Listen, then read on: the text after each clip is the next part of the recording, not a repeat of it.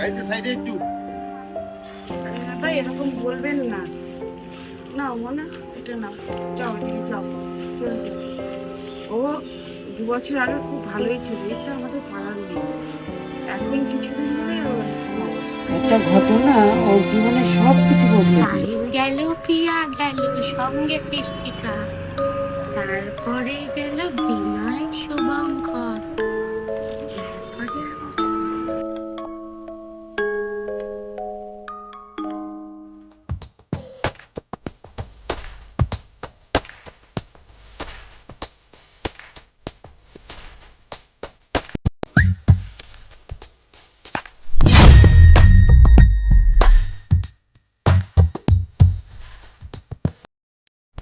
খুবই কালকে রাতে ও আর বাজবে না, বাজবে না আমার, ও আর বাজবে না, বাজবে না আমার, ও আর বাজবে না, বাজবে না আমার, ও আর বাজবে না, বাজবে না আমার, ও আর বাজবে না, বাজবে না আমার।